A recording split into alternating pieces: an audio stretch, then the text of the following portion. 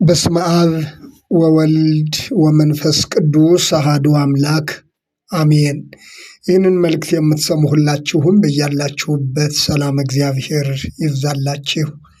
የሰላም አምላክ ልዑል እግዚአብሔር ስለዚች ዕለትና ሰዓት ክብርና ምስጋና ለእርሱ ይሁን። ዛሬ ስለ ጾመ ሐዋርያት ጥቂት ደቂቃዎችን እናያለን። መልእክቱ ለሌሎችም እንዲደርስ ላይክ እና ሼር ማድረግን አትርሱ። ሰብስክራይብ ያላደረጋችሁም ሰብስክራይብ እንድታደርጉ በአክብሮት አሳስባለሁኝ። እንግዲህ ጾመ ሐዋርያት ማለት ከሰባቱ የቤተ ክርስቲያን የአዋጅ አጽዋማት መካከል አንዱ ነው። በየዓመቱ ጰራቅሊጦስ በዋለ በማግስቱ ሰኞ የሚጀመር ነው ጾመ ሐዋርያት። እንግዲህ ጰራቅሊጦስ ከእሑድ እንደማይወጣ ሁሉ ጾመ ሐዋርያትም ከሰኞ አይወጣም። ስለዚህ ሰባቱ አጽዋማት የሚባሉት እንደው በአጭሩ እግረ መንገዳችንን አስታውሰን ለማለፍ ያህል አንደኛ የነቢያት ጾም የምንለው ነው።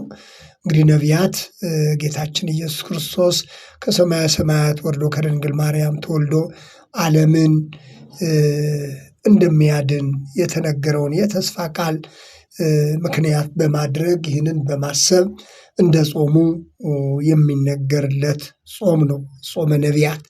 በየዓመቱ ከኅዳር 15 እስከ ጌታችን እስከ ኢየሱስ ክርስቶስ ልደት የሚጾም ጾም ነው። ይህም ሁል ጊዜ ከኅዳር 15 አይወጣም። መነሻው ኅዳር 15 መጨረሻው እስከ ጌታችን ኢየሱስ ክርስቶስ ልደት የሚጾም ጾም ነው። ሁለተኛው ጾመ ነነዌ የምንለው ነው። ለ3 ቀን ብቻ የሚጾም ጾም ሲሆን እንግዲህ የሚጀምረው እርሱም በባሕረ ሐሳብ አቆጣጠር መሰረት ሁልጊዜም የሚጀመረው ሰኞ ነው። መጨረሻው ደግሞ ረቡዕ ነው። ለ3 ቀን ብቻ ነው የሚጾመው። ከጥር እስከ የካቲት ባሉት ወቅቶች ነው የሚሆነው። ከሰኞ አይወጣም። ነገር ግን በባሕረ ሐሳብ አቆጣጠር ላይ የተመሰረተ ስለሆነ ጥር ወይም የካቲት ውስጥ የሚጀመር ጾም ነው። ሶስተኛው እንግዲህ ጾመ ኢየሱስ የምንለው የጌታችን የኢየሱስ ክርስቶስ ጾም ነው። 40 ቀንና 40 ሌሊት የጾመው ጾም ሲሆን ነነዌ በዋለች በ15ኛው ቀን የሚጾም ጾም ነው። እርሱም ከሰኞ አይወጣም። እንግዲህ ሌላው ዓርብና ሮብ ናቸው። እንግዲህ ረቡዕ የጌታችን የኢየሱስ ክርስቶስ መሰቀል ምክረ ሞቱ አይሁድ ያጸኑበትን ምክንያት በማድረግ የሚታሰብ፣ ዓርብ ደግሞ የጌታችን የኢየሱስ ክርስቶስን ስቅለት መከራውን የተቀበለውን መከራ ሞቱን የተቀበለውን መከራ የምናስብበት ጾም ነው። ሌላኛው ጾመ ፍልሰታ ነው። እንግዲህ እንደሚታወቀው ጾመ ፍልሰታ ደግሞ በየዓመቱ ከነሐሴ 1 ጀምሮ እስከ 15 የሚጾመው ጾም ነው። ስለዚህ ጾመ ፍልሰታ ሌላኛው ነው። በየዓመቱ ከነሐሴ 1 ጀምሮ እስከ 15 የምንጾመው ጾም ነው። ሁለት ሱባዔ ሲሆን ደግሞ 14 ዞሮ እንግዲህ ጾመ ፍልሰታን ታውቃላችሁ፣ ይህኛው ነው። ሌላው ደግሞ እንግዲህ ጾመ ገሃድ የምንለው ነው። ተለዋጭ የጥምቀትና የልደት ዋዜማ ላይ የሚጾም ጾመ ገሃድ የምንለው ጾም ነው። እንግዲህ ሌላው የተነሳንበት የመጨረሻው 7ኛው ጾመ ሐዋርያት ነው።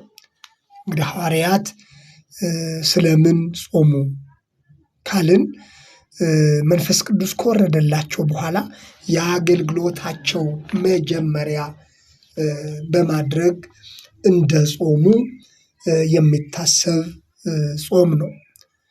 ምክንያቱም ይህ ጾም እንግዲህ በቤተ ክርስቲያናችን በየዓመቱ እንግዲህ ባለ ጰራቅሊጦስ በዋለ በእሑድ ጰራቅሊጦስ እሑድ ነው የሚውለው። በየዓመቱ ከጰራቅሊጦስ ቀጥሎ ያለው ሰኞ ወይም ደግሞ በማግስቱ የምንጀምረው ጾም ነው እና መድኃኒታችን ኢየሱስ ክርስቶስ 40 ቀንና 40 ሌሊት ከጾመ በኋላ በገዳመ ቆሮንቶስ ጾሙን አጠናቀው አገልግሎት እንደጀመረ ሁሉ ሐዋርያትም ኢየሱስ ክርስቶስ ደቀ መዛሙርት ቅዱሳን ሐዋርያትም አገልግሎታቸውን ለመጀመር መጾማቸው በቤተ ክርስቲያን ታሪክ ሲታሰብ ይኖራል። መድኃኒታችን ኢየሱስ ክርስቶስ 40 ቀን 40 ሌሊት ጾመ። እንደተጠመቀ ወደ ጾም ነበር የሄደው። ከጾም ከጸሎት መልስ ግን አገልግሎቱን እንደጀመረው ሁሉ ደቀ መዛሙርቱ የአገልግሎታቸው መጀመሪያ ጾም እንደሆነ ያስረዳል። ምክንያቱም ከመምህራቸው የተማሩት ብዙ ነገር አለ። እንደሚታወቀው መድኃኒታችን ኢየሱስ ክርስቶስ ቀን በአገልግሎት ሌሊት በጸሎት ያሳልፍ እንደነበር ያውቃሉ። አገልግሎቱን የጀመረውን በጾም እንደሆነ ያውቃሉ። እነርሱም ቢሆን አንድ ወቅት በተለይ አንድ ብላቴና ርኩስ መንፈስ ያደረበትን ሰው ይህንን ርኩስ መንፈስ ማውጣት አቅቷቸው ወደ ኢየሱስ ክርስቶስ ሄዶ በጠየቁት ጊዜ ይህ አይነቱ ግን ከጸሎትና ከጾም በቀር አይወጣም በማለት በጾም በጸሎት የሚገኘውን በጠላት ላይ ድል የማድረግ አገልግሎትን ለማከናወንም ያለውን ትልቅ የጾም የጸሎትን ጥቅም ተምረዋል፣ ተረድተዋልና ስለዚህ የአገልግሎታቸው መጀመሪያ ጾም መሆኑን በማሰብ ቤተክርስቲያን በየዓመቱ የሐዋርያትን ጾም ታስባለች። እንግዲህ ከዚህ ታሪክ በዋናነት የምንማረው ነገር ለአንድ የወንጌል አገልጋይ ጾምና ጸሎት ዋናው የአገልግሎቱ መሰረታዊ ነገር መሆኑን የምንረዳበት ነው። እንግዲህ ጾመ ሐዋርያት የሰኔ ጾም በመባልም ይታወቃል። ምክንያቱም ከሰኔ ወር ስለማይወጣ ነው። ጾሙ በግንቦት ሊጀመር ይችላል። አንዳንድ ጊዜም ሰኔ ውስጥም ሊጀመር ይችላል። የመጨረሻው ግን የግድ ጾሙ የሚፈታው ሐምሌ 5 ነው። ስለዚህ ብዙ ጊዜ የሰኔ ጾም የሚባለው ጾመ ሐዋርያት ከሰኔ ስለማይወጣ ነው።